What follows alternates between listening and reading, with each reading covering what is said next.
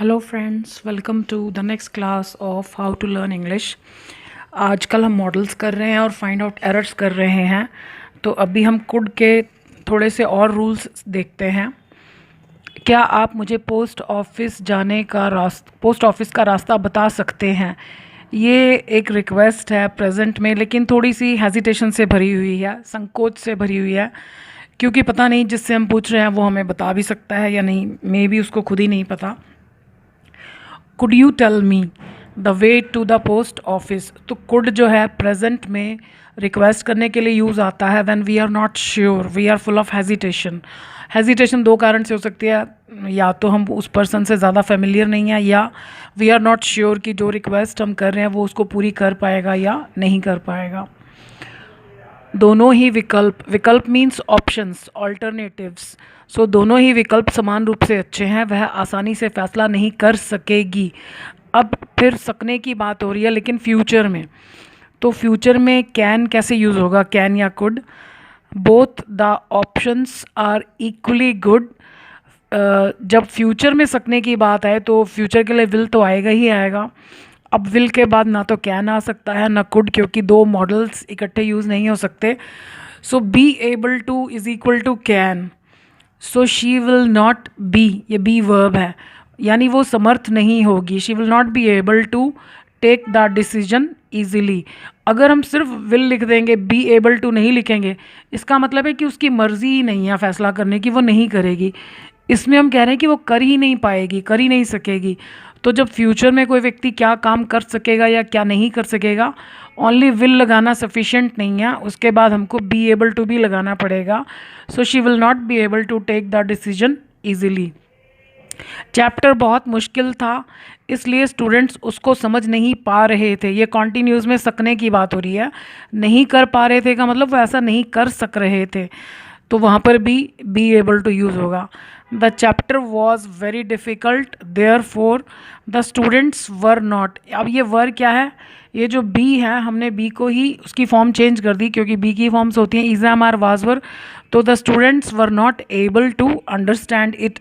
इसमें हमको कहीं ING नहीं लगाना है, यानी वो इसको नहीं समझ पा रहे थे।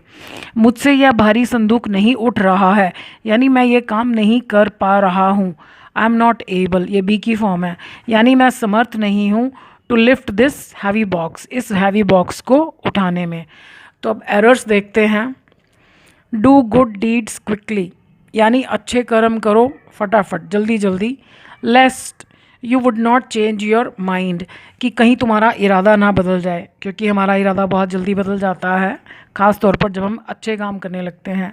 सो लेस्ट के बाद हमें मालूम है वुड नहीं शुड आता है, और लेस्ट के बाद नॉट कभी भी नहीं आता, पर उसका मीनिंग सेंटेंस का नेगेटिव होता है हमेशा। So lest you should change your mind. He could not help to make a request for the same song, यानी वो सेम सॉन्ग की रिक्वेस्ट दोबारा कर बैठा, यानी किए बिना रह नहीं सका। तो हमें मालूम है कांट हेल्प और कुड नॉट हेल्प के बाद हमेशा ING आता है, टू नहीं आएगा। He could not help making a request for the same song.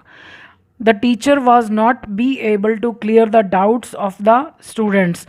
अब ये वाज और बी एक ही चीज़ है, ये कभी भी इकट्ठे नहीं आते हैं, तो हमने जब वाज लगा दिया तो ये बी नहीं आएगा। The teacher was not able to clear the doubts of the students, यानी वो उनके डाउट्स को क्लियर नहीं कर पाया या नहीं कर पा रहा था। दोनों मीनिंग हो सकते हैं, डिपेंड करता है सिचुएशन के ऊपर। Your brother will not able to explain his problem, तुम्हारा भाई अपनी प्रॉब्लम को एक्सप्लेन नहीं कर पाएगा।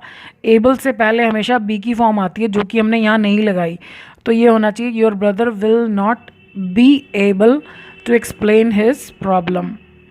Would that he is not childish, childish होता है बचकाना, यानी उम्र बड़ी हो गई लेकिन हरकतें बच्चों जैसी, जो कि अजीब लगता है। सो वुड दैट के बाद हमेशा पास्ट टेंस आता है, क्योंकि हम एक ऐसी इच्छा करें जो पॉसिबल नहीं है, तो यहाँ पर वॉज या वर आना चाहिए, लेकिन वुड दैट के बाद we use only were. So would that he were not childish, और ये पीछे साइन ऑफ एक्सक्लेमेशन लगाना कंपल्सरी है। She would rather be sacked, sack होता है नौकरी से निकाल देना, तो ये पैसिव वॉइस हो गया कि वो वुड रादर मीन्स वो ज़्यादा पसंद करेगी नौकरी से निकाले जाना than giving a false report, झूठी रिपोर्ट देने की बजाय वो नौकरी से निकाले जाना ज़्यादा पसंद करेगी। दैन के बाद आईएनजी तभी आ सकता है जब दैन के पहले वाले वर्ब में भी आईएनजी हो, तो दैन के बाद फर्स्ट फॉर्म आएगी, क्योंकि वुड रादर के बाद या तो खाली फर्स्ट फॉर्म आएगी या फिर बी प्लस थर्ड फॉर्म आएगी। तो बी भी एक तरह से फर्स्ट फॉर्म ही है। बी प्लस थर्ड फॉर्म तब आती है जब हमें पैसिव वॉइस चाहिए, तो यहाँ पर पैसिव वॉइस नहीं चाहिए क्योंकि रिपोर्ट तो इसी को देनी है। So she would rather be sacked, वो नौकरी से निकाले जाना ज़्यादा पसंद करेगी than give a false report.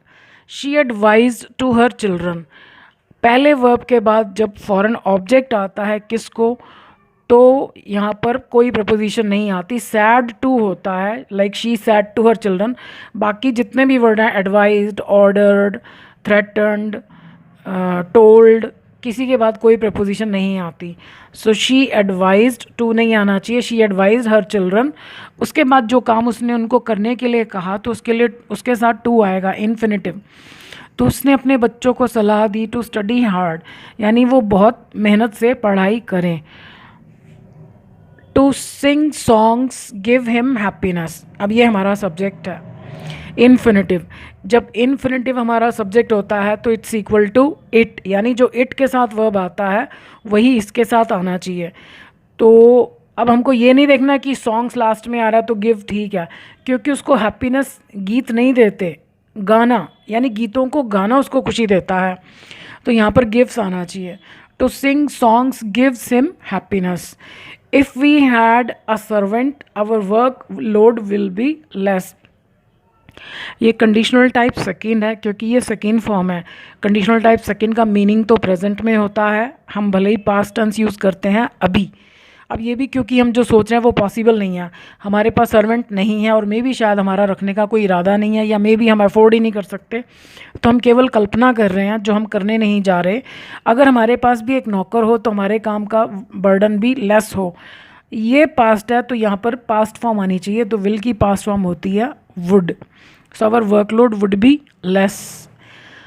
She told him do not dance there, जब भी एक व्यक्ति दूसरे व्यक्ति को काम कोई करने के लिए कहता है, ये तो जब हमारे सामने कोई खड़ा तो तब हम कहते हैं डोंट डांस, लेकिन जब लिखने में आता है तो डोंट नहीं आता, not to. So she told him not to dance there. The car was too small to accommodate all the people, इस सेंटेंस में कोई मिस्टेक नहीं है क्योंकि TOO के बाद जब इन्फिनिटिव आता है उसका मीनिंग नेगेटिव होता है। The car was too small, यानी कार इतनी ज़्यादा छोटी थी कि वो सारे लोगों को जगह नहीं दे सकती थी। एकोमोडेट होता है अपने अंदर समा लेना, जगह दे देना, तो वो कार अपने अंदर उन सारे लोगों को नहीं समा सकती थी, तो इसमें there is no mistake. Is the film to release tomorrow, हमने पढ़ा कि इज़ के साथ भी इन्फिनिटिव यूज़ होता है, इसका मतलब है ये काम होना है, लेकिन हमारा सब्जेक्ट क्या है, फिल्म। फिल्म ये काम नहीं कर सकती, तो पैसिव वॉइस होना चाहिए। So is the film to be released tomorrow, क्या ये फिल्म कल रिलीज़ की जानी है या कल होनी है। सो आई होप आपको रूल्स थोड़े और क्लियर हुए होंगे। एक ही रूल की जब हम 8-10 बार प्रैक्टिस कर लेते हैं तो फिर वो हमें भूलता नहीं है। अगली वीडियो में भी मॉडल्स के कुछ और रूल्स देखेंगे। So I hope you are enjoying learning English. Thank you very much for watching this video.